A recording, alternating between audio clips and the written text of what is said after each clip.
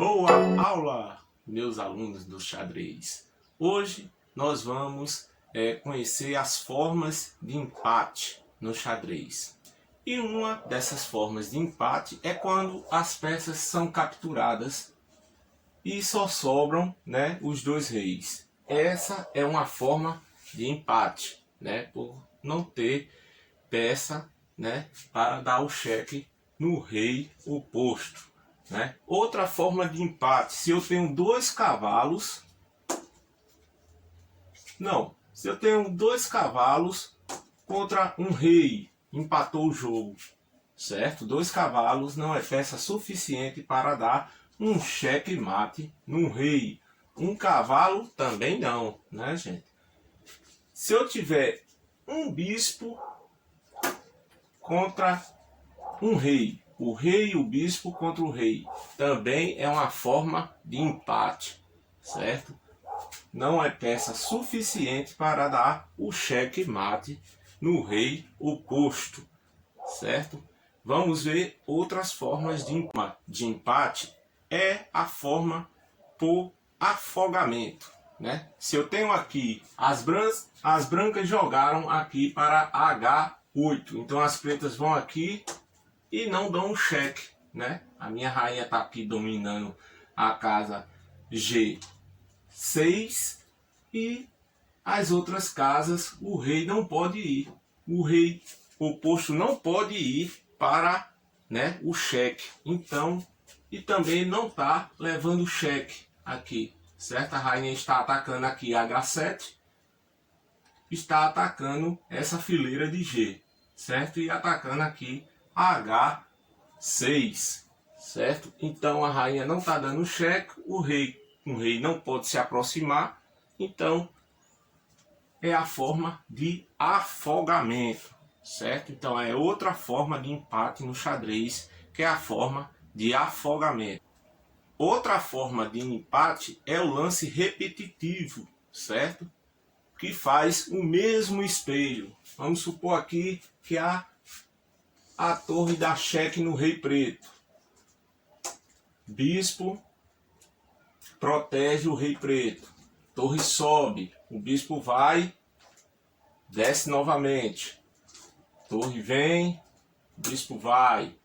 Já repetiu duas vezes o mesmo espelho, certo? Torre vai, bispo sai. A torre vem, dá cheque. Repetiu 3 vezes o mesmo espelho. Então, terminou o jogo, empatou o jogo. Certo, gente? Então, vamos agora para o outro lance de empate. A outra forma de empate é o cheque perpétuo, certo? Quando o jogador aqui está em desvantagem, na qualidade, no caso aqui as pretas, certo? Está em desvantagem, veja que as brancas ela tem uma vantagem de qualidade com 2 torres e um cavalo, E as pretas só tem a dama, certo? Então as brancas vai e dá o cheque, O que é que as pretas fazem? Ela força um empate, Ela vem para cá, Faz o cheque perpétuo, certo? E as brancas descem, para não deixar a dama capturar a torre e dar o checkmate, certo? Então o que é que acontece?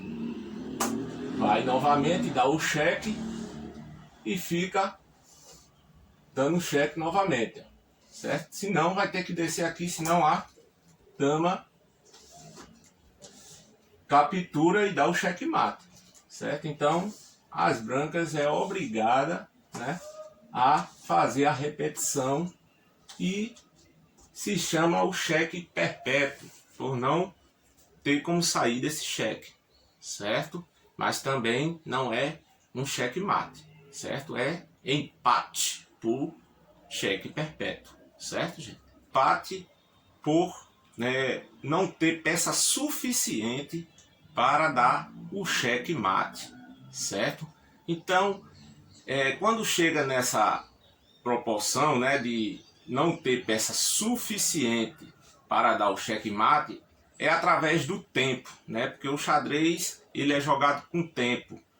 Quando o oponente né? Aqui eu tenho aqui as peças brancas. Elas têm uma torre, um cavalo e um rei, né? Contra um rei preto. Mas as brancas têm aí 10 segundos, né? Para dar o checkmate. E as pretas têm 2 minutos, né? Tem mais tempo. Então vem aqui, ó. E o tempo, ó, dá cheque, certo? Aí o tempo das brancas termina, certo? Então, as pretas vencem no tempo? Não, ela não tem peça suficiente para dar checkmate no rei branco. Então, é empate. Mesmo as pretas vencendo no tempo, o resultado vai ser empate por não ter peça suficiente para dar cheque no rei branco, certo? Agora vamos falar sobre o cheque, né, em que os dois jogadores entram em acordo, certo?